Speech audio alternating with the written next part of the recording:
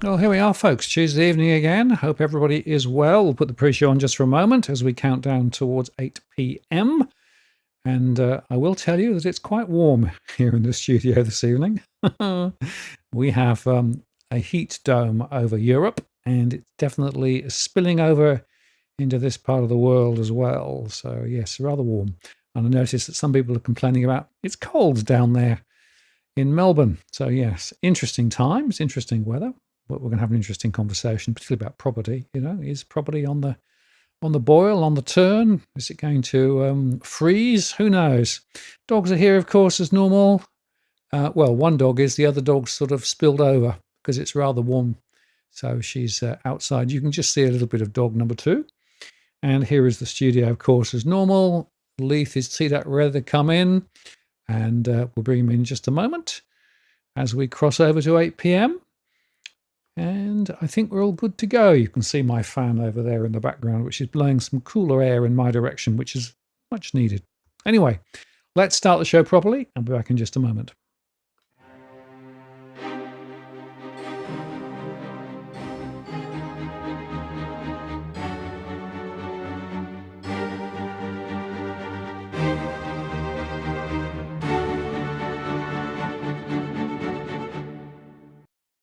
Well, good evening. Welcome to this live stream on the 23rd of June, 2026. It's Martin North here from Digital Finance Analytics. Great to have you on board this evening. Going to have a very fascinating conversation with Leith, of course. A lot of economic data and particularly property related tonight. So that'll be a fun conversation. Just before I bring him in, let me just remind you, we're not providing specific financial or property or legal advice. This is a general conversation only. We moderate the chat, but do feel free to throw your questions, comments, and suggestions in as we go. And if you use that word DFA, that'll get questions into my queue. I've enabled Super Chat, which means you can get your question to the top of the list, or indeed make a contribution to what we do around here. We appreciate those who support us via Super Chat, Patreon, and PayPal. It really helps to cover the cost of what we do. We don't do this for profit. We do this because there's a really important conversation to be had. And we want to thank you all for supporting us. It really does make a big difference. Let me bring Leith straight in. Leith, welcome back. How are you doing? Yeah, good. Thanks, Martin. Yeah, it's a little bit different down here compared to where you are. It's quite cold at the moment in Melbourne, in this man cave of mine. So this room's separate to the house. It's in the backyard, and it's got to be bulldozed one day because there's a lot of structural problems with it. But it's good for the moment. But when I came in here tonight to get ready, it was 9 degrees in here. So I've actually got a heater next to me, and you've got a fan next to you. So there you go. Northern hemisphere, southern hemisphere. Quite a divergence. Absolutely. Well, if we netted it out, it would be perfect, I think. Just to say that at the moment, whether you can see this, but my temperature in here is 28 degrees, and it's now 60% humidity. The all-time temperature high in this studio was 29 degrees, so we're going to probably cross over that. And mine's 15. But 15, but I've had the heater on. So when I got in tonight, it was 9, and humidity 41%. So not so bad. No. They're forecasting 36 here, which of course in the UK, without all the aircon and all the infrastructure support, it's significant for many people. And they've put out a red warning for the whole of the area of the country. Interestingly, it's only the second ever red warning. So is that a record, 36? Has it ever been that hot? At this time of year, 36 would be breaking the June record. The all-time record in the UK was just over 40 degrees in July a few years back. And they're forecasting that by Thursday, they will probably see that broken as well. So yeah, wow. Well, I mean, I'm complaining about the cold here. It's actually not that cold for winter. It's just this room was cold because it's, it just gets cold. But we actually haven't seen one snowfall yet in Victoria. So usually, by late June, you'd have at least a couple of snow flurries, but that doesn't mean anything this season, as far as I know. So anyone who's a snow bunny is probably getting a little bit annoyed. I personally don't care. I'd rather it, we haven't used our gas heating much this winter, and it's saving us money. So I love it. Well, I think the climate's broken. We had another hot period in early May, and then we had a really cold period with a lot of rain and temperatures well below average, sort of late winter, and then now it's back to this. So yeah, it's all over the place. I think all over the place is probably quite a good summary also of the property market, right? And we're going to spend a bit of time this evening kicking that around. And I saw that you did in one of your other podcasts. You get all everywhere these days, Leith. I'm very impressed with all of your media coverage. You were talking about property falls, maybe the worst in 40 years and things like that. So let's go into some of that. And I guess I'm fascinated by the social media streams and all of the sort of the panic that's out there and everything. But there are some really interesting signals, if you look at the economic data, that suggest that, well, the property market is stuttering. Oh, absolutely there is. And obviously, we went into the last couple of months very weak. The Reserve Bank's hiked rates 3 times. We're already at a cyclical peak in property values. We had that sort of stimulus at the end of last year with the 5% deposit scheme, and that gave values a push along. And we started the year with values at record levels and that sort of thing. And then the RBA came along and did their 3 rate hikes. Then we had the war in the Middle East as well, which was part of the reason for those 3 rate hikes, which has smashed confidence. And then obviously we've had the federal budget now, which has just, whacked property investors with their negative gearing and capital gains tax changes, etc., which has just knocked the wind out of the market as well. So as far as I'm concerned, it looks like a bit of a perfect storm that's built. A whole bunch of factors that are colliding to weaken the market, and we've got falling transaction volumes and auction clearance rates are plummeting, and prices are falling pretty sharply in Sydney and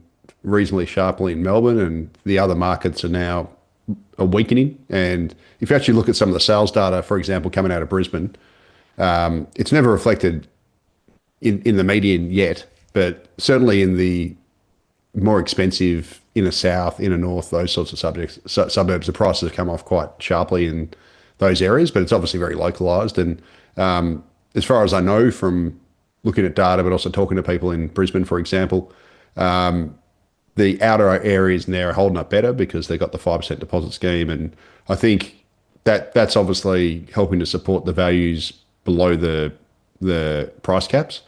As well, the property investors, because of these tax changes, have now had their borrowing capacity reduced by up to 30%, which obviously means they've got less capacity to pay, but it also means that investors are more likely to, because of it's all they can borrow, they'll have to hit those sort of more affordable areas. So those sort of lower price points are more supported, but the middle to upper price points are getting hammered, especially the upper ones. And I know I'm obviously living in Melbourne, so it's very Melbourne centric, and that's what I experience. But some of the sales around my area have been way cheaper than they would have been pre-pandemic. I'm talking hundreds of thousands of dollars cheaper in my area. And someone I know pretty well just sold their house a week and a half ago, and they got significantly less than what they paid in 2020 in Melbourne. But they're upgrading, so they don't really.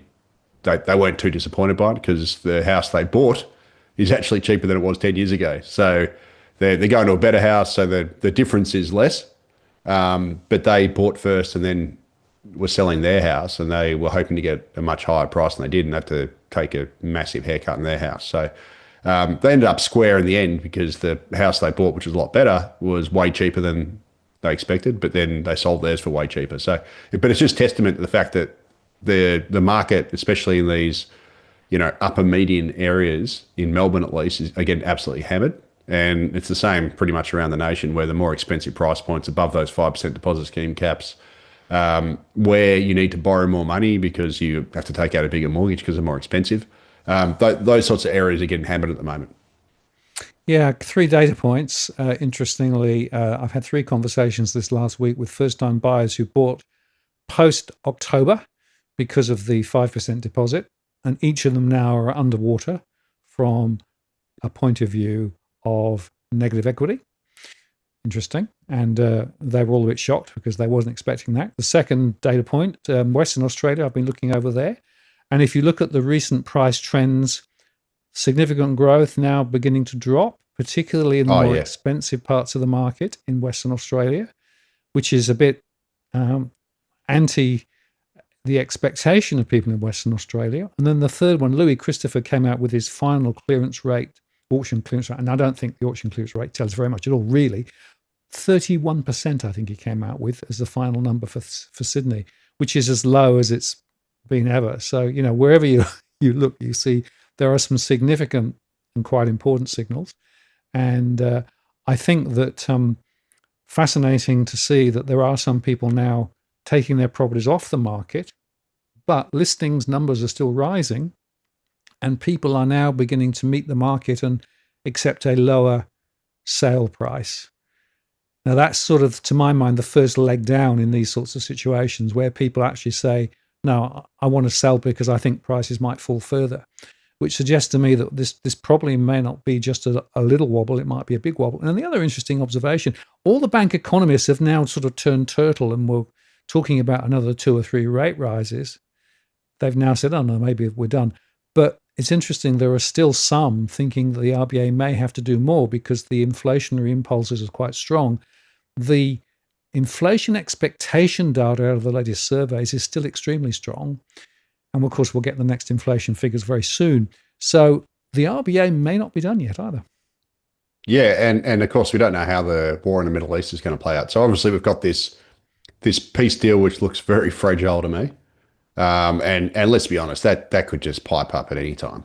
Could swing back into action. Hopefully, it doesn't, but we just don't know. It's very hard to get a read on what's actually happening over there. I listen to a lot of different YouTube channels which talk about, give daily updates on it and whatever, and it just seems to be all up in the air. Obviously, they've got a so-called signed deal, but it doesn't mean a whole lot. And we could be back into more strikes and whatever, and the oil price shooting back up and etc.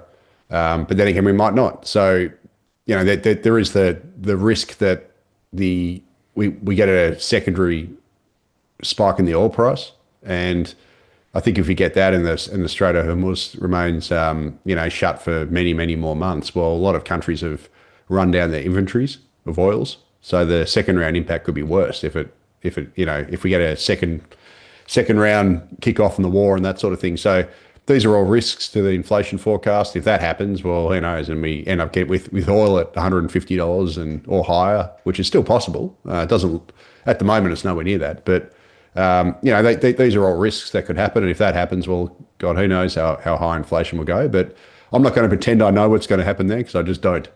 I'm a price taker on that sort of stuff. I'll just see what happens and see how the cards fall, because I can't read what's going on in Trump's mind and all that sort of stuff. But war could kick off once again at any time. So we don't know if this is going to be a lasting peace. Probably not, but it might be. Hopefully it is. Let's just see how it plays out. But it certainly is a fat tail risk. Yeah, and I put another one on the table there. Ken Walsh, of course, the new Fed chair. The person who was anointed by Trump for the expectation of cutting rates basically said, no, our 2% target is genuinely 2%. We haven't achieved it for 5 or 6 years. We are going to achieve it. And the markets have now said, oh, that means probably rate rises. But of course, he also said we don't give forward guidance anymore. So that's and my sense is he's putting the Fed back in the box a bit, which suggests the balance sheet might go down too, which again could be quite fascinating. So if the Fed does put interest rates higher in the US, that has a significant impact. We saw Japan putting rates up. We saw the Eurozone lifting rates because of the inflationary pressures. The Bank of England didn't, but were worrying about inflationary pressures as well. And of course, in Australia, inflation is quite a lot higher than in many of these other places at the moment. And so, I don't think we can write off more rate rises. But more importantly, it's unlikely we're going to get a rate cut for quite some time because the RBA is suggesting that the inflation is not going to be back for next 18 months, 2 years, 2028. So, interesting times. And then the other angle, of course, here is if prices do fall and the negative equity thing starts to bubble up in some places. I know people have had significant run up, but if you've bought recently, not. So will the discussion then swing to financial stability risks as well? And what does that do to the whole story? Yeah. And of course, APRA for many, many years since the GFC has always said the banks are, they always supposedly stress test them on major property corrections and think that they're fine and whatever, but it's never really been tested. So, yeah, it's certainly interesting times. I mean, I wouldn't want to have been someone who overextended myself at the end of last year or early this year with the 5% deposit scheme, thinking that, it was a great time to buy. Interest rates were likely to stay on hold or fall and et cetera. Because especially if you're a first home buyer who purchased in Sydney, which has got incredibly expensive home prices, obviously, and you've borrowed with a 5% deposit, and now you're looking at the Sydney market, you'd be pretty worried. Because although the median price in Sydney might only be down sort of 3 or 4% so far from the peak, that's according to Cotality. That, of course, is just the median, and the Cotality index hasn't probably caught up to where the market actually is yet, because they just typically don't. Even though it's a daily index, it's still lagged. And of course, as I've said on other shows recently, that the median is a bit like just tracking the ASX 200, right? Within the ASX 200, you have some companies do better than the median. Obviously, that's what the median is. So even in a falling market, you'll have some that do well, but you'll have a whole bunch that do a lot worse than the broader index. And it's the same in the property market. Like the median only measures so much, and there's certain properties within that which do far worse. And you wouldn't want to be someone who has geared up into one of those areas now, into a sort of property that could have done particularly bad. For example, a poorly built high-rise apartment or something, where the demand just falls out the bottom. So yeah, look, it's certainly interesting times. According to Cotality, the biggest correction we've had in 40 years is about 8.2%. That was between 2017 and 2019. So that was around the time of the Banking Royal Commission, when Labor was when APRA was tightening up lending for property investors, and we also had the shortened Labor opposition promising to do negative gearing and capital gains tax reform if they got elected. Well, obviously that didn't end up happening, and then when Morrison got voted in, the coalition, that's when prices rocketed back up. But we're sitting in a situation where the macro factors are arguably a lot worse than they were then. We're starting from much higher property prices. Obviously, we've got significantly higher interest rates than we had back then, so borrowing capacity has been shot, and now those tax changes have actually gone through, so that's smacked the market. So I think if that was an 8.2% drop and that was the worst in 40 years, well, the factors now are worse than they were then, and that sort of augurs for a bigger than that decline. But obviously, this all remains to be seen. But if you actually looked up all the risk factors for the property prices where they are now, I'd say they're a lot worse than they were between 2017 and 2019 when we got that 8.2% decline. So we'll have to see. And the other thing that's interesting is, even if the RBA does cut rates sometime next year, it doesn't necessarily mean we'll get a rebound in property prices. So that's typically what happens. It stems the losses, because it could be that Australia ends up entering a period like New Zealand and Canada have just had, whereby they get significant corrections of close to 20% nominal, and the market just isn't rebounding now, despite the fact that conditions have improved and all that sort of thing. It's just not rebounding, because I think buyers in Canada and New Zealand now, they don't believe the dream that property always goes up. And once that dream's shattered, that sort of fear of missing out is no longer there in the market. And Australia, I'm not saying Australia's at that situation yet, because we don't know, but it could be that if you fast forward 6 months to a year, that now the broad expectation now is that we're not going to get prices rebounding like they have every other time in the last 20 years. And once that sort of perception changes, well, then you will end up with a bigger downturn and a much longer wait for the inevitable upswing. Oh, sorry, I shouldn't say the inevitable, but the eventual rebound. Yeah, it's an expectation thing. Yeah, it is expectations, absolutely. And there's a couple of other angles, of course. The Greens and Labor have now effectively done a horse trade. One of the elements there is that the self-managed super funds can't now borrow to leverage into property. That was part of the deal in exchange. It's actually good policy. Yeah, I agree. And it was one that David Murray some time ago said should come in. It's been there in the background for some time. So I think good on the Greens for getting that, by the way. I often stick it to the Greens, but that's a good horse trade. Okay, it's about 1% of all property. I mean, it's not massive, but the point is, it could have become the next honeypot, right? Because I already saw a few social media posts saying, well, you can get around the CGT by using self-managed super fund and leverage. So it's good they've cut that out of the pass.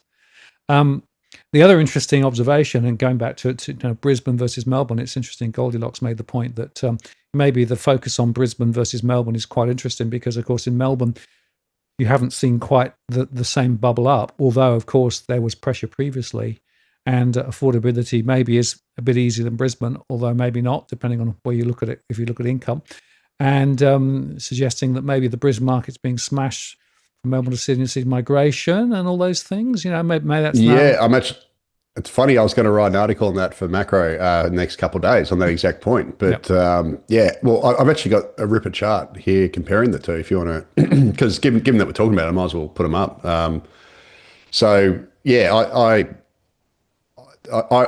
got this series where I basically do relative valuations of capital city markets going back to the early 1970s. So what I've done is I basically grabbed median house price data for each of the major markets from a PhD paper called Abelson and Chung, which had median house prices back to the early 1970s. And then that went up to like 2008. And then I basically, have been using Domain ever since. And what I've basically done is done each median against the weighted average of the other capital cities to sort of get a relative value. And you can see the charts on the left there. You've got Melbourne, which has had basically a shocking or terrible 7 years now in price appreciation. Now, I'm saying terrible with inverted commas. I personally don't care. But, in terms of it's vastly underperformed every other capital city market over that period. And in real terms, prices have fallen. Whereas Brisbane, on the other hand, has been red hot. And so is, Perth and Adelaide. But Brisbane's had an absolute rip-roaring, 6 years. And you can see the two charts there. They're all basically the polar opposite of each other. So Melbourne's relative valuation is tracking at a historic low or a cyclical low, close to historical lows, whereas Brisbane's at a roughly cyclical high relative to the other capitals. So completely chalk and cheese markets. And there's a great chart on the right here, which was done by Alex Joyner at IFM Investors. And he basically, so the ABS every quarter does a series on, it's not median house prices, it's basically the total value of the housing stock. And they do average residential value. So they basically grab the total value of the housing stock and the number of dwellings in each market, and you can get the average. And he's actually plotted Victoria versus Queensland. So it's not done at the capital city level, but you can see the massive swing. So at the start of the pandemic, Queensland was incredibly cheap and Victoria was, quite expensive. It was the second most expensive housing market in the country then, just behind Sydney. Well, a fair bit behind Sydney, but it was the second most expensive. And then obviously Victoria has done very little over that period, whereas Queensland has absolutely rocketed. And it's gotten to the stage now where Queensland's average residential value was 1.12 million in the March quarter, whereas Victoria's was 950,000. So Victoria's gone from being way more expensive to Queensland to being significantly cheaper. And that's reflected in, the relative valuations as well. So what we saw during the pandemic is Melbourne obviously had the lockdowns. Brisbane was incredibly cheap. A lot of southerners from Melbourne, Mexico went north to Brisbane, and also investors poured north to Brisbane, and also Sydney siders as well, because Brisbane was just so much cheaper. So there's a lot of both people and capital spilled north into Brisbane. And now, unfortunately, I wish I'd put it in here. I just didn't think of it. But the latest migration data from the Australian Bureau of Statistics for the December quarter of last year, it's not at the capital city level, but at the state level, you've now seen the migration start to readjust back to Melbourne. So Brisbane's still getting people, but it's not getting people at anywhere near the same rate as it was. And Melbourne was Victoria, I should say. So Queensland still getting people, but not at nearly at the same rate. Victoria is no longer losing people from interstate, and it's now gone slightly positive, I think, by memory, or if it's not, it's basically flat. So that flow of people is now starting to switch around. And I wouldn't be surprised if people are now moving south from Brisbane to Melbourne because in search of affordable housing, which is hilarious because 6 years ago it was the other way around. People were leaving Victoria to Brisbane going, wow, I could sell a, crappy 2-bedroom apartment in Melbourne and buy a house in Brisbane. Well, now it's the other way around. You can sell an apartment in Brisbane and buy a house in Melbourne. It's quite unreal when you think about it. So, yeah, look, it's very, very interesting. Brisbane's very, very toppy. The valuations there are just nuts. They don't make sense anymore. Yes, it's got the Olympics, it's got all the other stuff, but they're just too expensive. And Melbourne, at least if you're an owner occupier and you're looking to buy, it's actually pretty good value now. Like the houses in my area now are going for hundreds of thousands of dollars less than they were in sort of 2018. Because I know, because I've been to a few auctions in my street, just because they've been in my street. I'm not the sort of guy who goes to auctions, but if they're in my street, I'll go there and say good day to the neighbours, blah, blah, blah, and just have a look. And there's been two now, and both of them being completely passed in with basically one lowball bid on one of them, which was just ridiculously lowball and nothing else. And, basically getting passed in for hundreds of thousands of dollars less than they would have fetched in like 2018 or 2019 at the last peak. So it's definitely a very, very weak market down here, and probably a really good market if you're looking to secure a house. And I think it's going to get better as well because prices are still falling. So in Melbourne, we've got a completely different vibe, right? The vibe in Melbourne is now you don't expect house prices to rise. So Melbourne's kind of got that psychological shift because we've seen nothingness or even price falls, whatever, in the more expensive areas like where I live. And now the expectation is you don't expect prices to rise because they haven't risen for so long, and it's sort of, you don't expect it.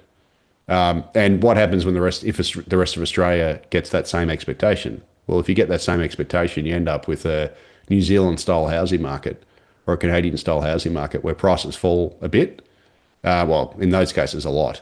But, or I should just say, you just end up with a broader case of what's happened in Melbourne, where prices in at least real terms fall and relative to incomes fall, and they become more affordable over, 5 years to a decade. And to be honest with you, I think that'd be the best approach for Australia. If we can be doing this in 10 years' time, I'll be have even less hair and, whatever, and we'll both be a lot older. But if we're still doing this in 10 years' time and we can look back and there's been basically minimal price growth in Australia, but obviously inflation and incomes and everything's caught up, well, I think that's a good outcome. Yes. Well, if you look at the growth of prices relative to incomes in real terms, we're now 40% more adverse than we were a decade or so ago, and it's going to continue, which takes me quite interestingly to define for me what a sustainable home price growth is. Because, of course, the Labor government got elected on, we believe in sustainable house price growth. And I'm trying to scratch my head and think, how can any of this be sustainable in the current environment? It's got to be zero, right? You got to, or, slightly negative, whatever. I mean, admittedly, probably the best thing for the economy would be a, slow deflation, right? So not something that's too abrupt and then creates all these other issues, but like kind of, in some ways, Melbourne's done it well in the last, since 2017 or 2018 when it peaked. Like we've had just a long period of nothingness, and gradually everything else has caught up. And now Melbourne's, become way cheaper relative to incomes and all the other stuff. So if we could replicate that nationally, that'd be really good. I'm talking from self-interest here, I've got to say, because not because I'm looking to buy or anything, but I do have 2 teenage kids. And I know that in about 10 years, at least my daughter, my son's disabled, so he'll probably be living with us forever. But my daughter, at least, she's 15, 16 later this year. And in 10 years, she probably need to buy a house, whatever, or a place. And so I'd be a lot happier if in 10 years' time, homes are cheaper relative to incomes and everything else than they are now. Because A, it's good for her, but also B, being the bank of mum and dad, it won't cost me as much. Right, so there is a little bit of self-interest here, but also I think just from a societal perspective, look, we've had a ginormous 25 to 30 year house price boom that's just distorted the entire economy, right? So I think if we can unwind that, well, that's ultimately a good thing. And if we can, people can stop pouring the capital into homes that are already built like basically non-productive housing, and then they start to invest in other things or whatever, that's a good thing. If the banking system invests or lends less money for property and starts going, okay, because banks are always going to lend, right? They're in the lending money making business. But if the easy money from property is not there anymore, or there's less of it, well, then they're going to have to look at other things, and those other things are going to be more productive than bidding up the price of a house that was built 50 years ago, right? So that's ultimately a good thing for society and for the economy. It's good for intergenerational equity, and good for asset allocation and that sort of, well, resource allocation, or financial resource allocation, I should say, for economies if they're not just bidding up a more expensive housing stock. So I think that's it's a good thing. Hopefully this is the start of the process, right? We've had a few false dawns before, but hopefully this is the big one, because Australia's really got to get off this rat wheel housing Ponzi economy.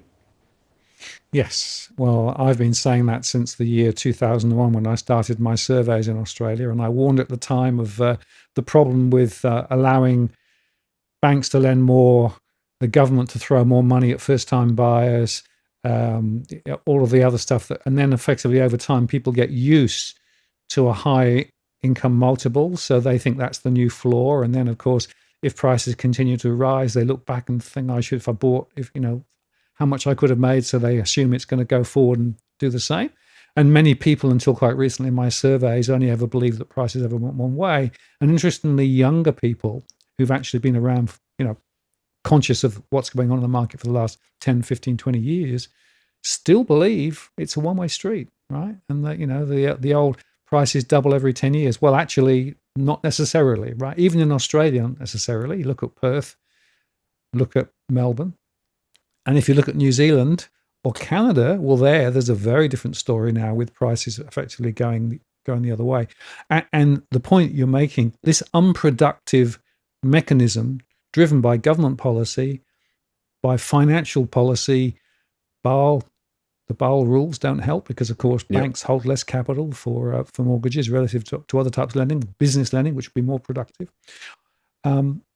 Securitization of mortgages. There's a bunch of different elements that are all part of this constellation of issues that have driven this to an unsustainable point of view. And then, of course, on the supply side, you've got, can I build more? No, you can't, because we're already building relative to our population quite a lot. The cost of building is much now higher than the cost of the completed thing when you've built it, which means it's hard to make it economically work. And then you've got the migration factor, of course, which, of course, has been another issue to be able to actually put more demand against that limited supply. So all of these factors, this constellation of factors, come together. And then we've got the tax breaks and negative gearing and CGT, all of those things too. And the fact is, if you want to solve this issue, then you've got to be able to get your arms around all of those issues: state issues, federal issues, tax issues, lending issues, APRA, RBA, interest rates, all those things. And then the final issue, of course, is the RBA dropped rates dramatically, particularly post-COVID. And we saw a massive rise up then in prices. And so we've got all of these factors. And I think sometimes people are looking for the silver bullet solution to property, but actually it's a complex. It's a very complex set of issues that have to work together. But the net result is people have less affordability today than perhaps they've ever had. And the risk is, if the government gets scared and says, we need to throw more money at the property market again, more home builder Mark II, or more first-time buyer grants Mark II, or the banks are successful in arguing that they should reduce the margin over the current interest rate so they can lend more, you're going to get another wobble up in the markets rather than actually the correction that I think we need. Yeah, 100%. And but I mean, it'd be interesting to see, because so the government's obviously brought in the property tax changes. So it would seem, it seemed like, given they've done that, right, it would seem counterintuitive for them then to try and stimulate the market on the other side, doing something else, because they'll be working at cross purposes. But then again, maybe they can sell it as okay, we've taken investors out of the market, now we're going to give money to first home buyers to make it even easier for them. So we're making it even easier for you, where we've taken out your competition Now go out and buy and here's some more money. Like, they've already got the 5% deposit scheme. Will they then go and do another first home buyer's grant or something else? I don't know. But it'll be interesting to see. But I've got to say, when I was talking about New Zealand, I've just got some charts here just quickly, just to put some pictures around what we were talking about with the New Zealand price correction. So this is from Justin Farbo at Antiparty Macro. So he basically has pulled the Real Estate Institute New Zealand house price series. Now, I used to be able to get this, but it's quite expensive to subscribe to, and luckily he does it, so it makes it easy. And I subscribe to him, so, quid pro quo. You can see the very big housing corrections in New Zealand from, late 2021 on the left-hand side. So the left-hand side's nominal, so that's without adjusting for inflation. And you see all the major markets have been absolutely hammered, down by, I think around 20% nationally, or just maybe slightly less than that, but pretty close to 20%. But on the right side is the real house price declines. You can see it just keeps falling.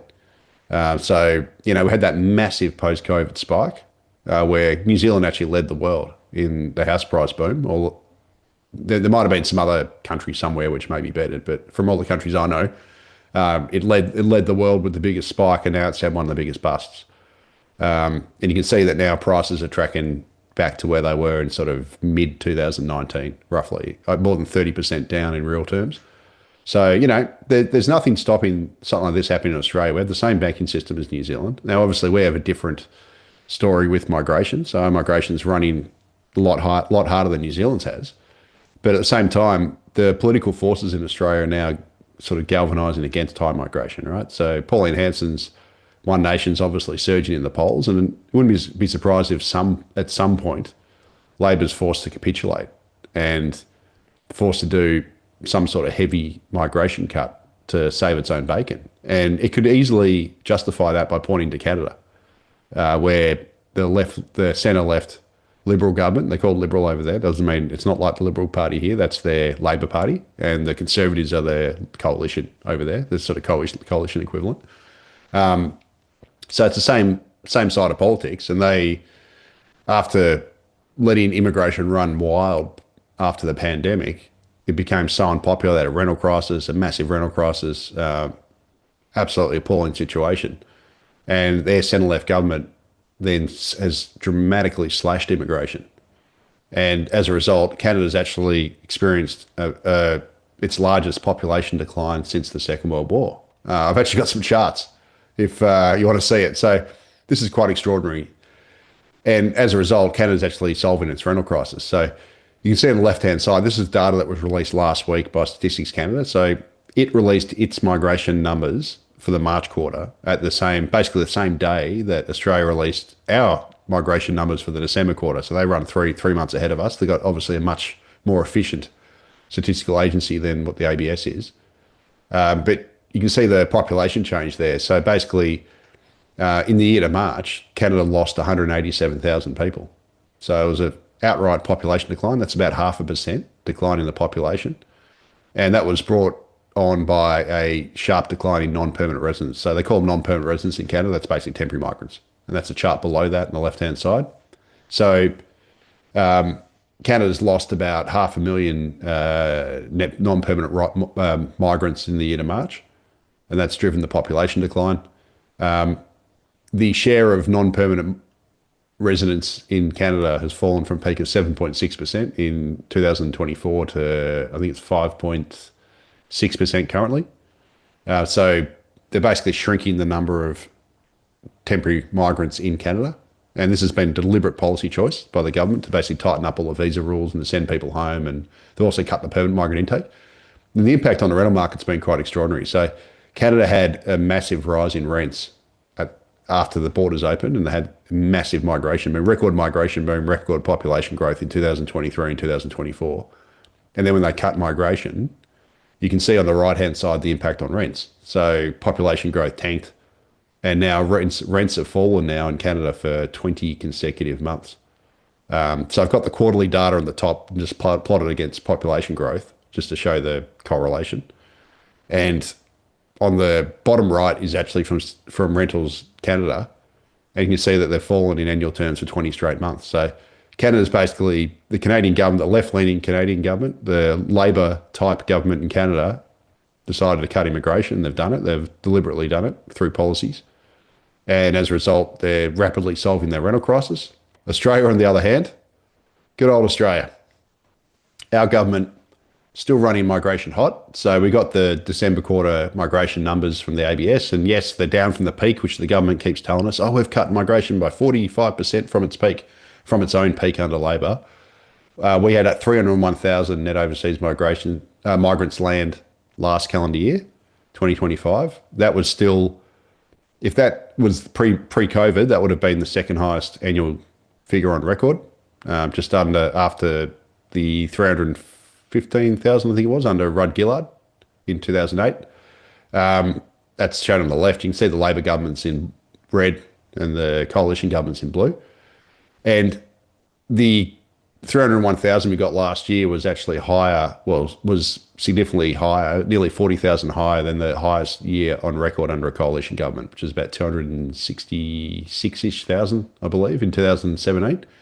And you can see the number of net migrants that have landed per day under the Albanese government. So we've had just over 1,100 migrants land every single day in the first 3.5 years of the Albanese government. That's dwarfs the previous governments. You can see that in the chart on the left, in the middle. And here's the thing, Martin. So when the Albanese government came to office in June 2022, it held a federal budget in October. So the Treasury prepared a brand new federal budget for the new government. And you can see in the bottom table there, the October 2022 budget had forecast 235 net overseas migration every year over the forward estimates. We actually end up beating that over the first 3 years of data by 560,000. So 560,000 more migrants, net migrants, arrived than what was budgeted in Labor's first budget in October 2022. And as shown on the top right-hand side, I've actually plotted the cumulative net overseas migration since the March quarter of 2010.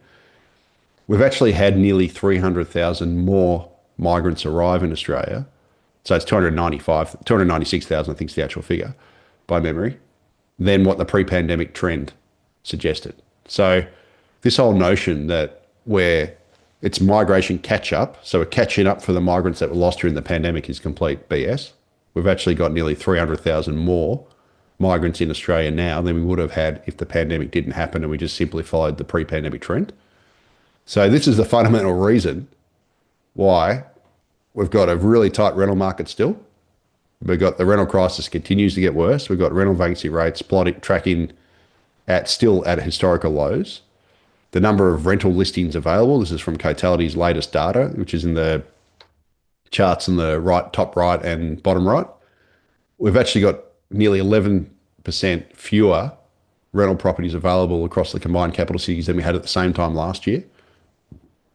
And annual rental growth, according to Cotality, is tracking at just under 6%, which is nearly double wage growth. So the rental market, advertised rents, according to Cotality, have increased by around 50% since the end of 2019, just over 50%. That's added by about over $12,000 per year to the annual cost of renting in Australia. It's risen right across every major market, except less in Melbourne and more in Sydney and other places. You can see that on the right-hand side. But basically, the federal government here continues to run high immigration. That continues to overwhelm the rental market. As I said, we've got nearly 300,000 more migrants in Australia who need housing than we would have had the pandemic not happened. And this is fundamentally why we have a rental crisis in Australia. Whereas Canada done the opposite. They cut immigration. They've actually had declining population last year, 187,000 fewer people in the year to March in the country. Population's declined. They've had 20 consecutive months of falling rents. I can also point to New Zealand, where New Zealand's net overseas migration isn't negative. But you can see on the chart on the right from major bank ASB, it's tracking at historically low levels. So New Zealand had a big pandemic migration boom, peaked at about 130,000 annually. for the last year or so, I think it's about 18 months, they've had migration of, between 10 and 14,000 people per year, which is obviously way less than 130,000. It's actually way lower than the average over the past 20 odd years. And as a result of this low migration, New Zealand's rents have also been falling. So the chart on the left is getting from Justin Farber at Podium Macro. It's average advertised rents. You can see they've been falling there. And even the CPI rents, which is the chart in the middle, has also turned negative. And that's helping to ameliorate New Zealand's overall inflation as well, because rents are a key component of that.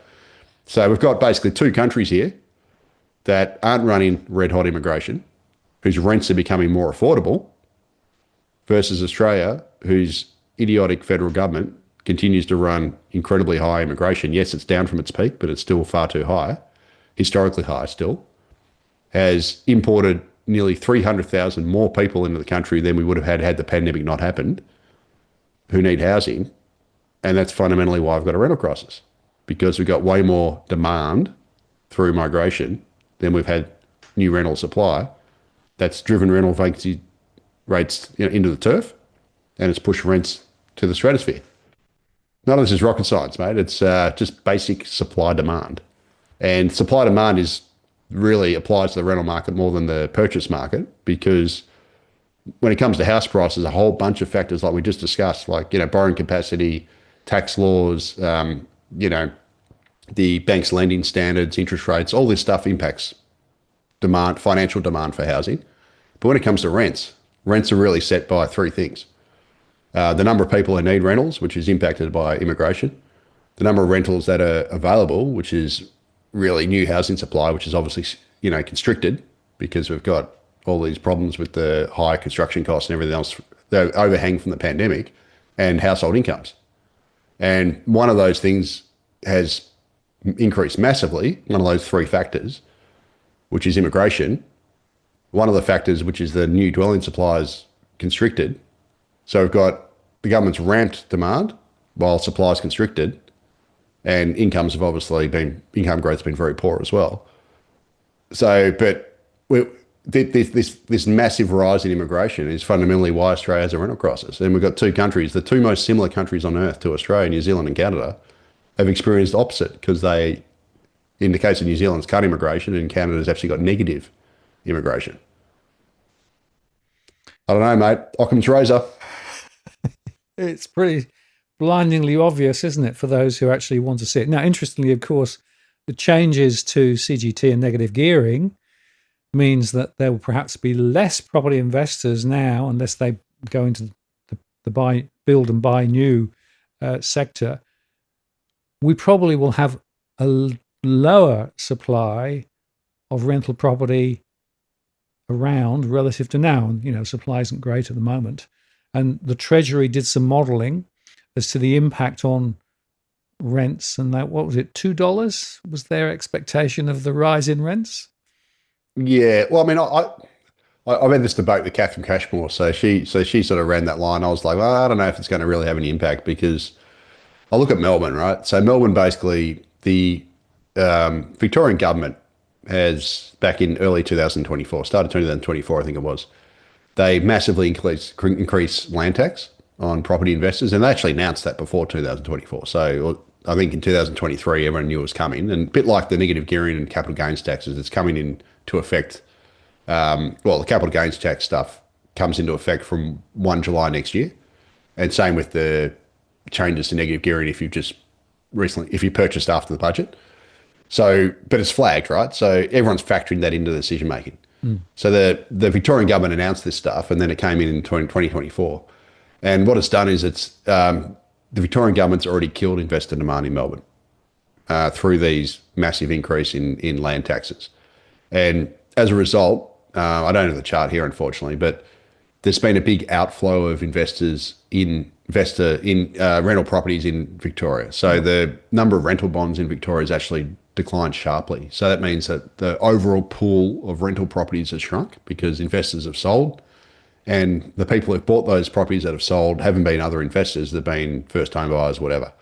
So we've had this big transfer away from the investor market into the owner-occupied market in Victoria. But it actually, Melbourne's rents have actually grown less strongly than the other capital cities. And it's shown in this chart from Cotality on the right-hand side. You can see that Melbourne's rental inflation has been less than the other capital cities. And despite the fact that the number of rental homes in Melbourne has actually shrunk. And what I think's happened is when an investor sells a property, the property doesn't just disappear, right? So yes, it gets removed from the rental pool, but then you have fewer people needing it because renters become owner occupiers. So it ends up just churning through. So yes, the supply of rents falls, but also the demand for rents falls because rentals fall because renters become owner occupiers. So I don't think it'll have that much of an impact. I've had this debate with Catherine Cashmore for weeks.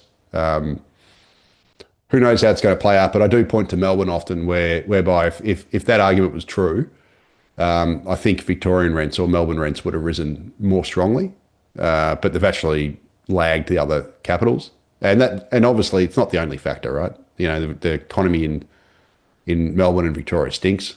We had a big outflow of people during and after the pandemic. So Melbourne's been losing people. Like we've been getting a lot from overseas, but we have actually had a lot of internal migration out. So Melbourne's actual population growth Melbourne's population has grown slower than the pre-pandemic trend, whereas the population in Brisbane, for example, has grown a lot faster than the pre-pandemic trend because we've had this churn out of people from Melbourne up north to Queensland. That obviously has an impact on rents. So, there are other factors, but I think just if you look at Melbourne and its actual experience with the land tax hit to investors, it hasn't actually spiked rents, even though the rental pool in Melbourne has shrunk dramatically. Yeah, and it is interesting because, of course, if the rents are rising and you can afford to buy a property now because property prices are falling, particularly if you've got the 5% deposit thing, that might suggest a rebalancing. I'm not seeing a huge amount of evidence of rebalancing in and around Melbourne, though. Yeah, I mean, I don't know. I guess we just got to see how it plays out. I mean, it's hard to say because certainly the people I know who are renters in Melbourne say it sucks, right? So, but that's also the same story elsewhere. So, I think just being a renter at the moment in Australia sucks. Full stop. But if you're living in Melbourne and you're a renter and you have to get a rental property, well, you don't care if it sucks more in Queensland than it sucks in Melbourne. If you're living here, it sucks, right? So you're still seeing your rents go up quite dramatically, and that's an Australia-wide thing. It's just that when you actually look at the aggregate data, it seems that Melbourne's rents haven't grown as strongly as these other places. So it just sucks a bit less, I guess. Yeah, exactly. Well, it'll be interesting to see how that all plays out. Now, of course, one of the other interesting angles on this whole question of property is the development side. And one of the big transformations that we've seen in our major centres, Melbourne's actually a good example, is the emergence of the high rise and the transformation of different zones and different locations into very different locations, if you've got train stations. You've also got the lack of hospitals, schools, and the other infrastructure that you would need, specifically, of course, if you bring more people in and you have to actually then not only house them, but you actually got to provide other services for them as well. And that's something I think the planning has really gone badly off the rails. And generally, I don't know what you think, but the quality of living for many people in areas around our major cities now have deteriorated significantly. Now, that's not in any of the official economic numbers, but for me, that's an important element nevertheless. Oh, 100%. So, this is a symptom of mass population growth, right? So, I'm a Melburnian, and at the turn of the century, we had, 3.6 million people, and now added roughly 2 million people this century so far in, 25 years. That's the data we've got. Which is just extreme. Yeah, well, that is at 26 years. Yeah, to the end of 2025. So it's an extreme amount of people that has come into Melbourne, and the official population forecast from the Centre for Population forecasts that Melbourne's going to grow by another 3.5 or 3.6 million over the next 40 years. So, by 2066, Melbourne's supposed to be 9.1 million people. And Sydney is supposed to be 8.5 million people after being just under 4 million at the turn of the century. So, is this really a recipe for higher living standards? Like, I'd argue Sydney was a way better place to live, and Melbourne at the turn of the century. Like, anyone who's old enough, and I know you were living in Sydney at the time. Yeah, that's it. Just think back to it's always easy to remember, rather than trying to remember a year, you remember a point in time, right? So everyone who's old enough remembers the Sydney Olympics because it was such a notable time in the country's history. And we all remember watching the opening ceremony and Kathy Freeman winning and all this sort of stuff, right? So, if you were living close to Sydney at the time and you remember what it was like around there then, and you then compare it to what it's like now and you go, hang on, Sydney had 1.5 million fewer people then, and it was a lot better place to live. Well, it's obviously not going to be better place to live when it goes to 8.5 million. That's the official forecast by 2065. So, I don't see why this is a good recipe. Just importing loads of people into our major cities every year is a sustainable. It's not a sustainable economic model for the country when 80% of our exports come from the regions, the nation's exports, and it's actually more than that if you downgrade the BS education exports, which are grossly overstated and a half fake. But anyway, adding those fake exports in, about 80% of our exports come from the regions, right? So what's the point of growing the capital cities like science experiments, just making them bigger and bigger? How's that actually going to make earn the country international currency? All you're doing is importing a whole bunch of consumers to buy imported crap. And ultimately, in the end, like it might take decades to get there, but eventually your exports pay for your imports. And, you can get around that for years by borrowing and selling off assets and all that sort of stuff. It's what Australia's been doing. But it doesn't seem like a very sustainable model to just import millions of people into our major cities. And the official forecast is to grow by 13 million people over the next 40 years. That's almost a Sydney, Melbourne and Perth worth of people. Just cut and paste it, and with almost all of that in the capital cities. Like, what's the point of it? Like, how does this make the country better? How does it make us more competitive? How does it make living standards better? Like, do we really want everyone to have to live in high-rise apartments? Is that really a, improvement in our quality of life? To be living in high-rise slums? But that's kind of Australia's future. And the other thing is, to your point on infrastructure, how the state's going to pay for it? Because interestingly, they're squealing now because they're all facing a wipeout in stamp duty receipts. So I've got some great charts that actually came up today, and good old Justin Farbo's come through the goods again.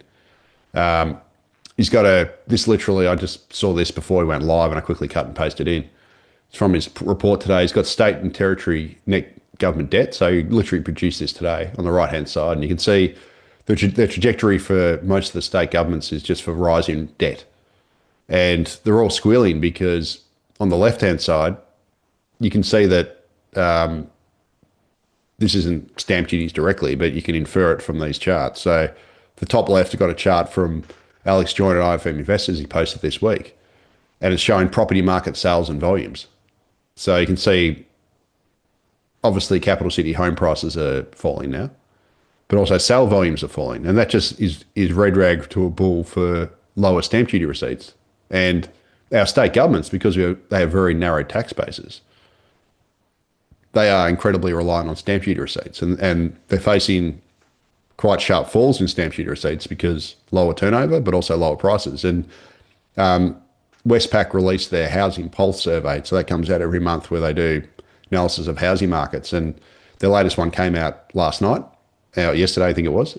And you can see the bottom chart there, they've actually got Westpac Housing Sentiment Index against turnover. So that's property sales, very strongly correlated. Well, they've just shown that housing sentiment has collapsed, which points to lower turnover. And lower turnover means lower stamp duty receipts alongside lower prices. So the state governments here, the federal government keeps fire hosing more people into the states. The federal government loves big migration because they get all the extra personal income taxes from it.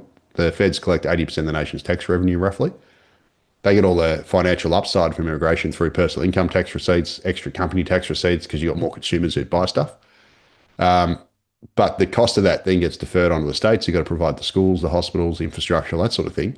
And yet the states are facing collapsing revenues from stamp duties, brought on in part, like only, to some degree by the government's new hit to negative gearing capital gains tax, which is weakening the property market and helping to send prices lower and reduce turnover. So the states are absolutely screaming. And the New South Wales Treasurer, Daniel Mookie, he came out last week. It was in the Daily Telegraph, where he basically took a pot shot at the federal government for pumping New South Wales full of migrants, like saying, he's basically said migration in New South Wales is unsustainable, it's too high. At the same time as the federal government is starving New South Wales of tax revenue, because New South Wales has just been robbed of GST. It's had its GST allocation stripped, and it's also had other allocations from the federal government stripped as well. So the feds are basically stripping New South Wales of funds at the same time as they're pumping New South Wales full of migrants, and New South Wales is facing a big hit to stamp duty. So New South Wales has got to somehow work out how to cater to all these hundreds of thousands of extra people who are coming, 100,000 extra people roughly come in every year in New South Wales from overseas. You've got to provide all the infrastructure, the schools, all the other stuff, the water supplies, the electricity, everything that goes into having to cater for a bigger population, but their revenue base through stamp duty is getting hit. And the feds are basically have cut their other revenue through via the GST, which is done by the Commonwealth Grants Commission, but they've had the GST allocation cut. It's quite insane. New South Wales has got 1.5 billion, sorry, not billion, 1.5 million more people than Victoria, but it's actually receiving lower GST revenues than Victoria, which is pretty rough. So, the fact that the states are facing, lower receipts going forward means they're going to have less money to spend on all the stuff that you need for a growing population, which just means that us who live in these cities are going to end up worse off because we're not going to get the things we need to cater for the growing population. Yes, it does rather sort of join the dots, and you can see that we're not digging ourselves into a very good position. The political issue, of course, is getting worse. The NDIS is the next one, because, of course, the NDIS budget at the federal level is being squeezed. Some of that is going to have to be picked up by the states. Well, the states' budgets are not capable of doing that because they're already running deficits, as we showed. Stamp duty is going down potentially, and that's going to be another issue. The ACT, of course, has actually tried to move the from stamp duty to other form of taxation for property, and that may be something we'll see elsewhere. But when you join the dots, you can see that there's a lot of questions below the surface. Unfortunately, quite often these questions get lost in the property prices are falling or property prices are rising, right? But these are the critical questions, right? These are the economic underpinnings of the overall budget. Now, of course, we've got the AUKUS spend going on at the moment, massive amounts going through out there, and of course, there's a big question as whether that's good spend or not. And if you look at the budget papers, of course, the federal budget is going to be rising. One of the reasons why they needed more tax and why they changed the CGT and the other bits and bobs. But it does really beg the question. In fact, Cookie Boy basically said, okay, so what is the solution for all this? Because it seems to me that we're spiraling in the wrong direction. And, fairer tax system, fairer for who is the interesting question, right? Is it the feds and they just want more money to be able to actually continue to support their budgets? Well, of course, the Treasury does. But what are the implications down at the grassroots level, down in regional Australia or down in Melbourne, other places? And that's really the question. It doesn't seem to me we're having a good debate more generally about these more fundamental structural issues that actually we're beginning to touch on now. Yeah, absolutely. And there's a couple of things there. The federal government spends too much money, and it wastes too much money. And so the states, some of the states, like Victoria, is wasting money hand over fist on junk projects. But we're seeing waste right across the board. I think Australia has way too many bureaucrats. Like one thing I've never understood, Martin, is to give an analogy, right? If you run a managed fund, right, it shouldn't cost. So if you've got a managed fund with $1 billion funds under management versus $100 million funds under management, it doesn't cost you 10 times as much to run the one with $1 billion funds under management. It's fully scalable, right? So it should cost you almost the same to run the fund with $1 billion versus 100 million, because you just, instead of buying 1,000 Microsoft shares, you buy 10,000 or whatever to fill your portfolio, right? Yet in Australia, for some reason, despite the fact we've got better technology, which means you should be able to do more than the old paper-based systems we had in the 70s, 80s, 90s, our army of bureaucrats across, so I'm not talking about nurses and teachers and that sort of stuff. They're frontline public servants who need to scale with the population, right? So if your population doubles, you need twice as many teachers, nurses, that sort of thing, police officers, that kind of thing. I'm talking about back office bureaucrats. How is it that the number of back office bureaucrats in Australia across levels of government have increased faster than the population has?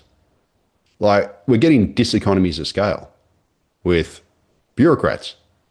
Like, what the hell's going on? We should be getting economies of scale with the bureaucracy, right? So as the population grows, we shouldn't have to grow the bureaucracy with it. It increases the jobs. Oh, but it's nuts. And I know. I think any reasonable Australian would say, we're not getting value for money for this, because the policy making has been diabolical. We've got way better systems now. I'm talking about, with AI, and not just AI, but even just spreadsheets and stuff that didn't exist 30 years ago, 40 years ago. We should be having fewer bureaucrats relative to the population, right? We shouldn't have grown. The public sector should not continually bloat. I'm not talking about frontline public servants. I'm talking about bureaucrats here, back office bureaucrats. And yet they just, it's insane, because the public servants or the public sector employee spend is the biggest spend for the state governments. It's their biggest cost. And they're bloating. And they're bloated at the federal government as well. Like, I read somewhere, and I haven't fact checked this, so if I'm wrong, don't shoot me, but I did read this in the paper the other day somewhere, where they said that in the Department of Climate Change, it might be the Department of Climate Change and Energy, I'm not sure, but I just read a figure. Now, again, I haven't fact checked this, and I need to, but they said there's like 5,000 people working in that department. And I'm just like, what? They should have bloody no more than 100. Like, why do we have so many bureaucrats working across all these agencies, and what the hell are they doing? It's one area that Pauline Hanson's actually said she wants to cut the crap out of bureaucrats, and so they should. Like, this is non-productive people, and it's one of the reasons why we get absolutely slaughtered with personal income taxes to pay for all this crap. And then you can add all the other crap we pay for, like the Snowy Hydro scheme and all the renewable subsidies and all this other garbage that we're just burning money on. The suburban rail loop in Melbourne, I mean, that's a joke. Like, our bureaucracies we've got 3 levels of government, too many, but that's the constitution. We can't do anything about it. But at all levels of government, we have too many bureaucrats. At the local government, so I went to a party a few years ago, and I was talking to everyone there, and everyone was very nice. But pretty much everyone at the party was working for a local government in their climate as a climate change person. And I was like, what the hell are we doing here? Like, why do all these people have jobs? Why at local government levels do we have a climate change person? Climate change is an international obligation, or an international issue. So we should have nobody at the local governments doing climate change. Like, yes, you can have some at the federal government level. We should a couple at the state maybe, just to liaise with the federal government. But why the hell do you have local government people doing this? And they're probably getting paid, pretty good salaries. Why the hell are our rates? Like, how about you go and pick up my bins, maintain my parks, and sweep the streets? That's the job of a local government, right? It's nuts and bolts stuff. It's not to have people doing climate change. Like, this is just garbage. And this is across all levels of government. We've got way too many bureaucrats for the size of our economy, and that just costs us countless billions of dollars of extra money, which we all end up paying higher taxes for, and it makes us less productive. And in an economy where we have the slowest productivity growth, the close to the slowest productivity growth in the OECD in the last 10 years, Australia has completely lagged. And the area where we're lagging the most is the non-market sector, which is basically the government-funded sector. This is literally hurting the economy now, right? This bureaucratic bloat.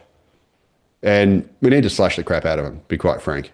Like we should in the age of AI and all this other stuff and all these new systems we got, we should be able to do more with less, not do less with more, which is what has been happening for decades now. The bloat in the public service is a joke. And it's one of the reasons why we get absolutely gouged with taxes and our productivity is just woeful in Australia. And I think Australians are getting pretty sick of it because, they look at their situation. They go, well, 6 years ago, my disposable income could buy a lot more than it can buy now. So my purchasing power has gone down. So my real wage has gone down. I'm paying more taxes now than I was 6 years ago. This doesn't make sense.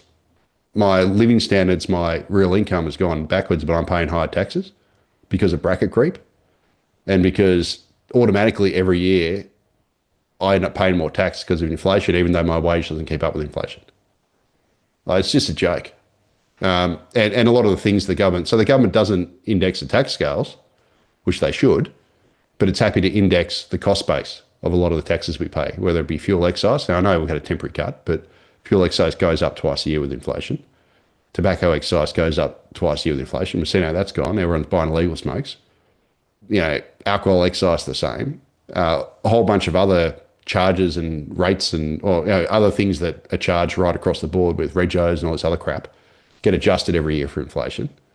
So why aren't our tax scales also adjusted for inflation? Like the governments are happy to rob us of through forces to pay extra tax revenue, but then they charge us extra taxes on inflation.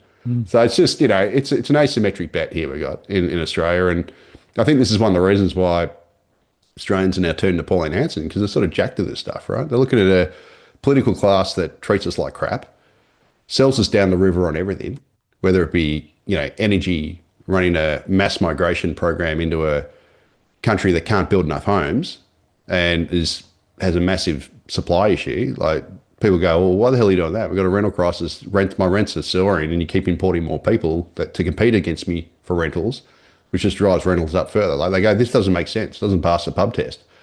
They're looking at the energy situation going, hang on, Australia's the biggest coal exporter, the second biggest gas exporter. We've got 30% of the world's uranium. Why don't we have cheap energy prices?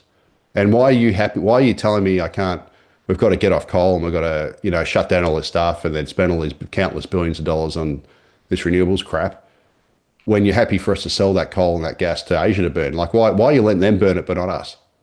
Like, none of this makes sense. And, then you add all the, the censorship and all the other crap they're doing to us now. So I think this is one of the reasons why Aussies are jacked off. And, they're now starting to look at the alternatives, and the same thing's happening where you live in the UK, and it's happening right across the world now where this whole economic system is now failing and it's not helping to improve our living standards anymore. So people are now looking at alternatives. Yeah, we might come back to that. Just before we do, I want to pick up the migration thing just a bit more. So there was a great question. Thanks for the super chat. What is the appropriate level of immigration for Australia? Which is a really interesting question. But there's two angles to it. One is the volume. The other is the quality. Right? And it seems to me that that's the thing we've missed. Yeah, well, it's both actually. So look, the volume's obviously way too high. So look, I'd personally, if I had to go back to first principles, I'd be going back to early 2000 levels, right? So, again, to take a walk down memory lane, and, I don't want to sound too nostalgic, but I'd argue that the Sydney Olympics was the peak Australia. Yep. Right. So we had, it was great. Like Australia was kind of peaking, living standards, everything, right? And it wasn't just because we had the Olympics, but that time was good, right? Housing was still cheap and everything else. Everything worked, right? The cities worked. We still had an industrial base. Nothing's perfect ever, but it was pretty good, right? So the net overseas migration in the year of the Sydney Olympics was 110,000. And that was actually the highest net overseas migration we'd had for 10 years, right? So that was kind of normal. And in 2003, the Australian Bureau of Statistics released its long-run population forecast for Australia. So they released that in 2003. And their baseline forecast for net overseas migration for Australia was 100,000 a year. That was considered the norm, right? That was the norm. And under that 100,000 a year net overseas migration, which again had been the experience for Australia, that was considered normal. By 2015, 2051, so 25 years from now, Australia's population was forecast to be 26.4 million people. Right. So in another 25 years from now, our population was projected to hit 26.4 million. Well, guess what it is right now as I talk to you? It's about to cross over 28 million. So we're literally, later this month, we'll hit 28 million. So we have beaten their projection for 25 years' time. We've already beaten it by 1.6 million people. Right? And we've done that because the government massively ramped up immigration in the mid-2000s, so from about 2005. And as a result, instead of having 100,000 net overseas migration a year, we've averaged, it's about close to 245,000, I think it is. It's about 240,000 since 2005. So we've more than doubled that. And as a result, we've experienced all the things we've experienced. Like Melbourne's risen by 2 million people. Sydney's gone up by, 1.5 million people since the turn of the century. We've grown way faster than we've been able to build infrastructure, housing, everything that goes along with it. So I think Australia's immigration worked back then when it was around about that sort of 100,000 level. Like I'd be happy with anything under 130,000. I think that's probably the right figure. So 130 now would be kind of similar to 100,000 then because the death rate's increasing because the boomers are dying off, et cetera, and that's expected to accelerate. So we can probably take a little bit more migration than we could then and have a similar, flow of population growth. And I think that would work. But that being said, we could also have a period of pause to let everything catch up first because we've obviously gone far ahead of where we should have with migration, especially since the pandemic, where again, we've added nearly 300,000 more than we would have had the pandemic not happened. And the pandemic trend persisted. So I think on number terms, under 130,000 is about the right number. But also should be targeted more towards quality. So we should be getting rid of visa classes like parental visas. Up until last year, every single year for the last decade or so, we've let in 8,500 elderly parents of migrants who cost the taxpayer $300,000 per head, according to Treasury estimates. So why the hell are we bringing in people that cost us $300,000 per visa? Get rid of those classes. That's ridiculous. The government has, to its credit, at least cut it for this coming year, 2026-27. They cut the intake to about 7,200. But why are we doing that sort of stuff? We shouldn't have, those visas should be zero. You don't bring in someone who is going to immediately require healthcare and use, not contribute at all to society and just be a leech. And that's effectively what they are. The Australian Treasury literally estimates that each of those visas costs us $300,000 over the person's remaining life. That's in a system where we've already got purported shortages and everything, especially healthcare and everything. Why do you import people that are going to add to those shortages and don't actually add any productive input into the country? You get rid of those sorts of visa classes. We should get rid of all the the low-skilled visa classes. We need to ensure that the skilled visa system is actually skilled because at the moment, only 23% of the permanent migrant intake is actually skilled. So despite this fact that, it's 2/3 skilled is what they tell you, that's crap because 55% of skilled visas are secondary visa holders. That means they're partners of visas of skilled migrants or family members of skilled migrants. So they're not assessed and they're skilled. And then we have the family intake and then we have the humanitarian intake. So when you actually cut it all down, it's 23% of the permanent migrant intake is actually skilled, assessed on skilled. And within that skilled intake, a lot of the visa classes aren't actually that skilled. So really the only permanent skilled migrants we should be taking should be employer sponsored.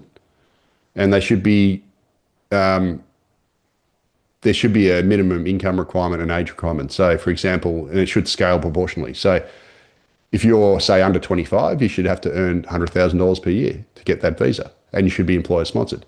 If you're 30, for example, you should have to earn $110,000 per year. And so it should scale up proportionally because according to the Treasury's own modelling, the Fiona model, which is the fiscal impact of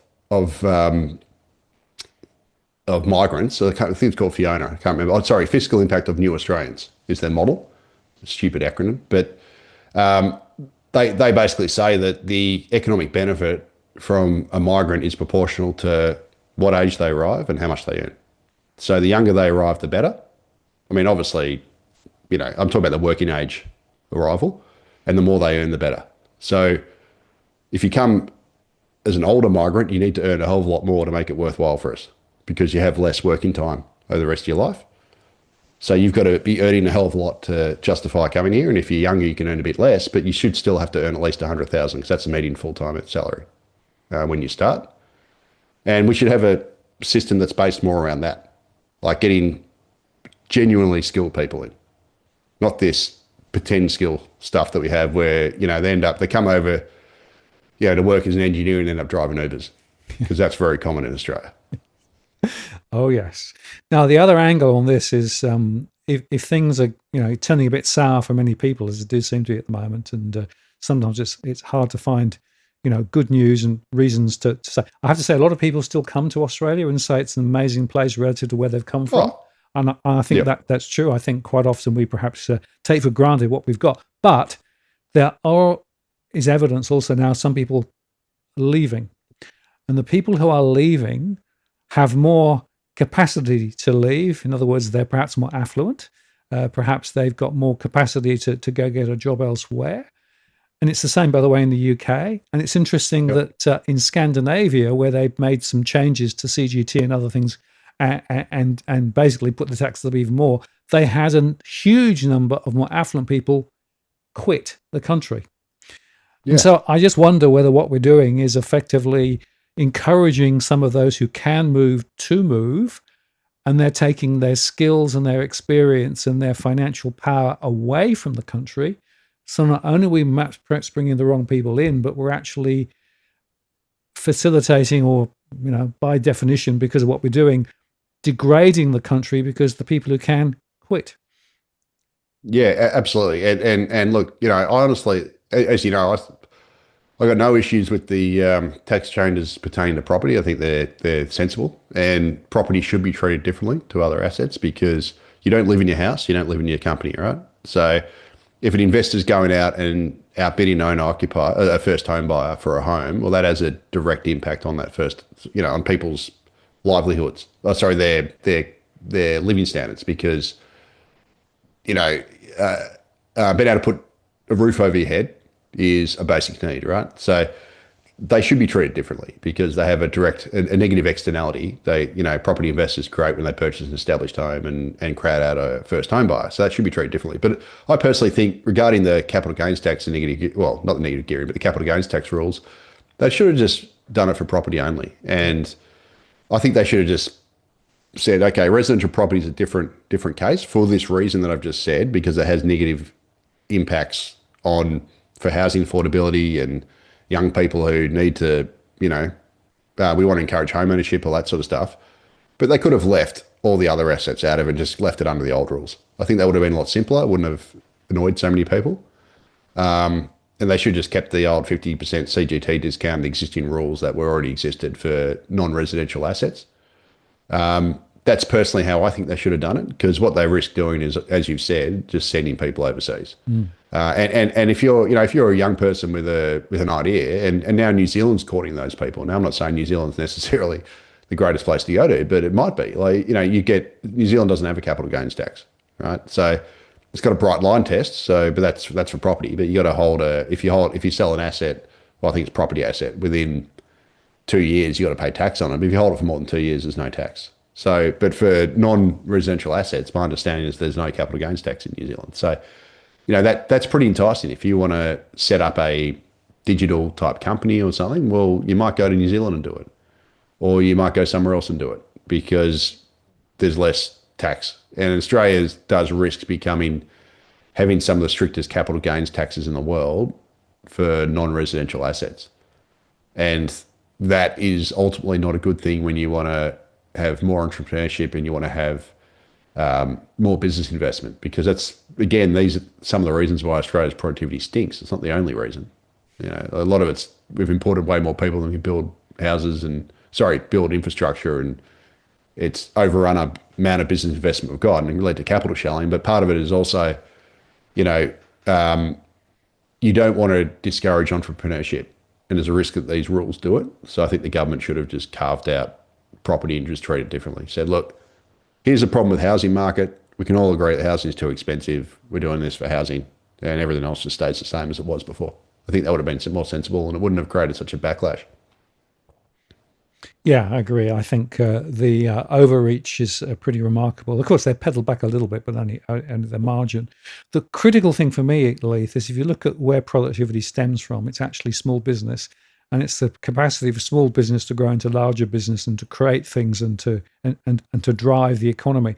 We have actually squeezed small business absolutely dry through red tape, through higher taxes, and so it's not surprising to me that a lot of small business, according to my surveys, are hanging on by their fingernails, because they cannot actually find a way to take their business forward within the country. So once again, it's another class of people who are saying, well, I've got this great idea. Maybe I'll go to New Zealand, or maybe I'll go to the US to actually take it to the next stage, because the context in Australia doesn't allow me to effectively grow and create my ideas. It creates too many barriers. And, as many people will attest to, all of the various processes that are required, all of the red tape that's required to run a business, it's pretty dramatically and severely a problem for a lot of people. So that's another angle which I think it's worth thinking about. If you assume that we've got 3 to 4 million small businesses of various sorts and sizes in Australia, well, they're not getting the share of bank lending that they should. They're not actually necessarily getting the right tax support that they should, even now after the recent changes.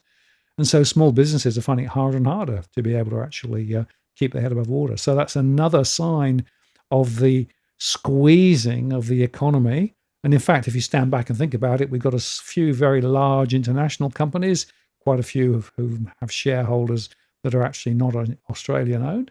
And we have a lot of stuff in the resources sector, and we have a sort of financial system and services sector that's very large. Again, a lot of shareholders are overseas rather than actually local as well. So when you start pulling this apart, you realize that the foundation of the Australian economy is also pretty limited. And yet the policies that we've been talking about today and everything else from housing onward is taking us in the wrong direction. So we need a different way of thinking about the future if we're going to actually be successful. Yeah, and to your point, I've spoken to a bunch of small business owners recently, and etc. As I do, like they often come to me, and I know a few who do it, and it's all those complaints you just mentioned. But one of them actually said to me the other day, it was interesting because I haven't heard someone say it this bluntly before, but I was just like, yeah, it makes sense. They said, look, I wish I'd never started this up. I wish I just got a job in the government, because job for life. No, but I mean they're being serious. They probably would have made more money. Yeah. Well, I mean, I think at least the pensions aren't. There's no more defined benefit, right? It's all defined contribution, but you do generally get more than your standard. What is it?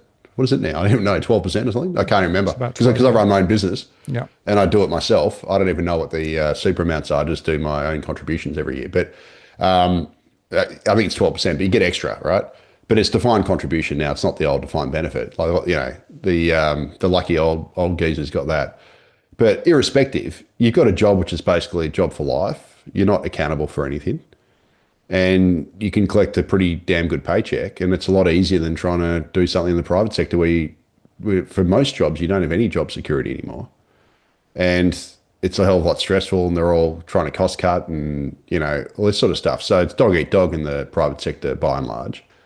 Everyone's just trying to hang on, whereas you get a job for the government and there's no accountability. Like just look at all the horrendous decisions we get on Snowy Hydro and all these other things. Who the hell's held accountable for any of this stuff? Like, nobody loses their job, especially if you're one of the senior bureaucrats now in one of these government, quangos or corporations or, in a government department. You get paid squillions. Like, you get paid monster salaries. You can do an absolutely terrible job, and there's no accountability, and most of them just fail upwards. So it's just, this person I spoke to the other day was just saying, I should just go and work for the government. And I said to the person, look, I don't think you'd be suited to it, and you're probably miserable. But he goes, but the person said, yeah, but it'd be a lot better off financially and a lot less stressed, because I would have just had an easy job and could have just coasted in, done my job, come home, and probably done a half-assed job as well. So, it just, when your economy becomes like that, where people are like, I can't be, it's not worth giving it a crack because it's not worth my while anymore and it's too difficult and I should just go and work as a bureaucrat. Well, there's something wrong with society. It's something wrong with the economy. And I think we've gotten to that stage, and I know the UK is at that stage. Everything I heard about the UK, it's a similar sort of thing. Like we've got a redistributive government, which is basically all about, taxing and spending and trying to redistribute everything. But if you do that too much, you ultimately end up not growing the pie, right? And that's kind of where Australia's at. And we're seeing it with our productivity growth. It's absolutely terrible. If you don't have productivity growth, ultimately you don't have high rising living standards. You can try and, try and shuffle the the deck chairs in the Titanic, but ultimately the Titanic, which is the economy, is sinking, right? So it's not solving the problem. And that, unfortunately, you've got to grow the pie. And if you don't grow the pie, and you need productivity growth to grow the pie, and you got to be globally competitive, and you got to be able to do things better, and actually generate business and generate export revenue and all this other stuff as an economy to advance. But we're not doing that. And in fact, we're shooting ourselves in the foot in so many areas. Yeah. And I just, I'll harken back to the energy problem all the time. But, we've got this, I don't know what it's like in the UK, Martin, but there's all the hype now in Australia is data centers, right? Data centers are going to save us. Oh, yeah. We're going to we're going to build all these data centers everywhere, and that's going to be the new mining boom. We're going to build all this stuff. It's going to create all these jobs and all this sort of stuff. It's like, I just keep looking back going, idiots. Data centers require 24/7 stable power, right? So you cannot run a data center on intermittent renewable sources of power. And at the moment, Australia has a wind drought. Like right now, we've had a multi-day wind drought whereby, wind power has been bugger all. We're in winter, so we don't get that much solar. So we've been massively reliant on coal-fired generation and gas to get us through. And yet the Muppets that we have in charge of Australia literally want to, which I've got some charts. If you don't mind, I might go on a quick tangent just for a second because I'm in the mood for it because this sort of stuff really annoys me. So this is Australia's coal idiocy, right? Actually, I'll go back one step. Australia exports 7 times more coal to the rest of the world than it uses. We're the biggest coal exporter in the world. And we sell that coal to Asia, right? So Asia has been absolutely doubling down on coal. And I've got the chart on the left shows the annual CO2 emissions by region. And you can see China almost vertical upwards. India almost vertically upwards. Asia, excluding China and India, almost vertically upwards, right? So Asia has accounted for more than 100%, like more than all of the rise in the world's global carbon emissions this century. So since the turn of the century, 105% of the rise in the world's carbon emissions has been from Asia. So what that means is Asia's accounted for all of it and the rest of the world's actually cut back carbon emissions. Next to that in the middle, I've got coal consumption by region. Asia Pacific, so that includes Australia, but is about 83% of the world's coal consumption. So, obviously Australia's bugger all of that and New Zealand, but Asia, 83% of the world's coal consumption. And you can see in that's that big solid blue area here. That's all Asia, right? That's their coal consumption, just rocketing, going up. It's been rising for years. That's the share. So again, that's the 83% I talked about. So 2 recent reports come out. International Energy Agency in the last month or so said that Asia's doubling down on coal. They're going to massively increase their coal consumption. There was another one, I can't remember, sorry, I don't have the name of the report, but another report came out. And I think the IEA forecast that Asia's going to now, is because of the global energy crisis shock and all that sort of stuff, and it's going to burn less gas because gas has become more constricted, that Asia's going to burn 150 million tonnes more coal than was thought previously. And it's going to basically increase its coal consumption to at least 2030. So every year, it's already 83% of the world's coal consumption. It's going to keep rising. China is now doing coal to synthetic diesel. So they're now using coal to make synthetic diesel. They're making synthetic gas. India's making synthetic gas. They're all doubling down on coal. There was another report that also came out showing that China and India and Asia more generally are building way more coal plants, coal-fired generators, all this sort of stuff. So Asia's going massively on coal, right? They don't give a stuff about carbon emissions. Then there's Australia. Again, this is us at the bottom here. We're 1% of the world's carbon emissions. 1%. This we're hugging the bottom of the axes here on the left-hand chart, right? We're totally irrelevant. And we export 7 times more coal to the rest of the world than we use. Chris Uhlmann actually says it's 8 times, but I'll just go with 7, whatever. We export orders of magnitude more. And we're 1% of the world's carbon emissions. And the Muppets in charge of this place think that we can magically increase the population by 50% over 40 years, or roughly just under 50%.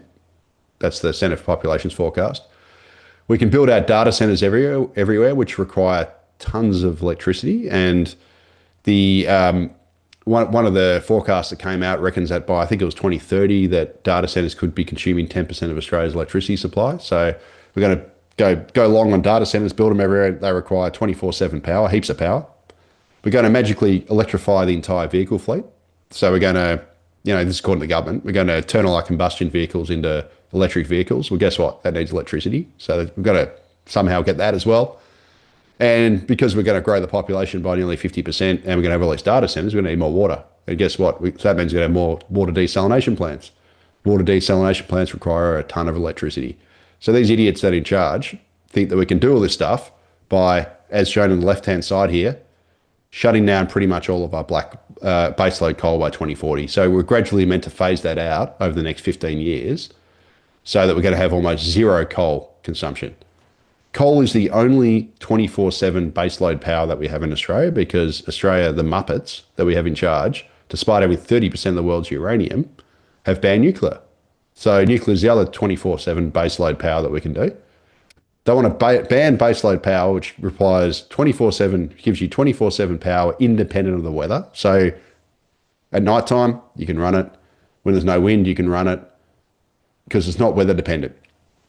And they think that we can magically become 85% renewable driven by 2030. And in Victoria's case, they could set a 95% renewable energy target by 2035 and basically be almost 100% renewable by about 2040 nationally. At the same time as we build out data centres, grow the population, electrify the vehicle fleet, and build desalination plants. And we've just experienced a multi-day wind drought. And I've got a chart on the right here I just pulled up before we started this. The last 24 hours across the national energy market, right? Despite building wind turbines everywhere and all this crap, loads of solar and all this other garbage, check it out. We got basically 66% of Australia's power over the last 24 hours has come from coal. Another 11% from gas, both fossil fuels or hydrocarbons. We've gotten a whopping 3% from wind in the last 24 hours. Like, good on your wind. You're really lifting your game there. And solar, we've gotten good old 6% of our powers come from solar. This in the last 24 hours, right? This is very common through winter to have these sorts of, the Germans call it Dunkelflauters, which is basically low solar, low wind, right? It's winter time in Australia. So we got shorter days, especially down south where I live, and we've got wind droughts. So we get bugger all power from renewables, and yet we're supposed to magically shut down our coal to almost zero while we sell that same coal to Asia to burn instead. And Asia's just doubling down on this stuff. And we're supposed to magically power our economy, power data centers, power a 50% rise in the nation's population, roughly, power the entire electrification of the vehicle fleet, and power desalination plants to cater for the data centers and the extra population. Like, how is any of this stuff going to work? Right? It's not going to work. It's impossible. And yet these Muppets that are in charge of Australia are happy for us to have insecure energy, expensive energy, for us to deindustrialise and send all our manufacturing, whether it's fertilisers or, glass or plastics or anything, all this stuff's shutting down, right? Because we've made energy expensive and unreliable. And we're just sending that crap over to China or other Asian countries at the same time as we sell our coal and our gas and also uranium to these places to use instead of us. Like, it boggles my mind how stupid this is. And I know it's happening in your country as well. Like, this is just Australia, UK, Germany are killing themselves economically for this net zero fantasy, for this renewable fantasy, while Asia does not give a stuff, right? Asia is as I said, has accounted for all the increase in the world's carbon emissions this century. In 2024, which is the most recent data we've got, they accounted for just over 60% of the world's carbon emissions. That one region alone was just over 60% of the world's carbon emissions in 2024, right? And here's us at 1%. We've accounted for 0.8% of the increase in the world's carbon emissions this century, so SFA. And, you know, what the hell are we doing? Like, none of this makes sense. And these are the absolute, I don't want to swear, but F-wit people that are in charge of this place. And, mate, I'm just jacked of it, to be quite frank. Like, surely the last couple of days of this wind drought has shown us that none of this crap's going to work. So, like, you know, South Australia, which is, they always go, oh, we're 75% renewable and we're going to be 100% soon or whatever. It's like, mate, I've been looking at you, like, South Australia would have had blackouts if they didn't have it interconnected to Victoria the last few days and burning our brown coal. What happens when Victoria becomes South Australia? Because the Victorian government has set a 95% renewable energy target by 2035, and we're supposed to shut down all of our brown coal power in the next 10 years.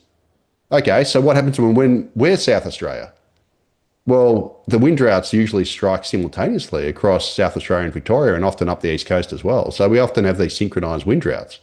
Where the hell is our power going to come from? And how much is all this crap going to cost? Because we're going to have to so massively overbuild all the renewables, and then we're going to have all these fossil fuel generators as backup just in case, because at times of low, at night time and when you got a wind drought, you're going to have to basically have almost 100% backup. And you can have several days whereby your batteries will exhaust very quickly, and then you're going to have to back it all up anyway. So we're going to have all this fossil fuel generators on standby, which costs money because you're going to have to still maintain them. You're going to have them manned. And then we're going to have all this other crap we've got to build. So this is going to be an uber expensive energy system. And all these idiots keep saying to me, oh, no, I just need more batteries, mate. You know, you just got it wrong. Battery costs are coming down. And I just say to these idiots, I go, the batteries at the moment, they discharge in the evening, right? So when the sun goes down, the batteries start discharging. They don't last that long, but they discharge. And then they discharge again in the morning. How do they charge up overnight? They charge up on coal, because the coal generators run 24/7. And at night time, when you're all asleep, we have excess power going into the grid and the batteries charge up. Guess what? If we shut down coal, the batteries will get one discharge a day on average, unless we have a super windy night, right? So the batteries will charge up with solar during the day, and then they'll discharge at night. And at the moment, they're then charging up a coal and they're discharging in the morning. So you get two discharges a day. If we get rid of coal, you get one, which means your battery packs become less efficient. You get less utilization. You get one discharge a day instead of two. So even if battery costs halve, they're going to be no cheaper because you're getting one use instead of two per day. Like, nobody gets this stuff. And it just does my freaking head in that Australia is that stupid, whereby we are literally sitting on hundreds and hundreds of years of coal under our feet, which we're happy to sell to Asia to burn, but we won't use it ourselves. And we're sitting on these massive gas resources that we refuse to use ourselves, or we're trying to, wean ourselves. Like a great institute saying, oh, we need to get all the households off gas and all this sort of crap. I'm like, mate, we use way more gas converting it to liquid to then put on a ship to then send to China to burn. Like, just that conversion into liquid to liquefy the gas uses way more gas than all Australian households use. Yet you're telling households we're not allowed to use it. How about we export a bit less of it and we use it ourselves and give ourselves cheap power, right? And then we've got all the uranium. 30% of the world's uranium. Can't use it, mate, because we're banned nuclear. Like, this is how stupid Australia is. And if you don't have cheap power, you don't have an economy. But cheap and reliable power, it is literally a bedrock of the economy. And we used to have that. There was one of the reasons why Australia, we always had this grand bargain where we had more expensive wages than everywhere else, but we had cheap power. So that sort of offset the wage cost. But now we've got expensive power and we've got expensive wages. So hence we're completely uncompetitive in just about everything, which is why everything's shutting down and we can't compete. So it's just, none of this makes sense. So, one of the reasons why Victoria was the manufacturing capital of Australia was because it had all the cheap brown coal and power was dirt cheap. And, it was one of the cheapest power in the world. It wasn't it was down there with the cheapest power in the world. And that made us more competitive. But now the Victorian government wants to shut it all down so that by 2035 we're going to have zero brown coal. And we're going to have all this other crap that's way more expensive.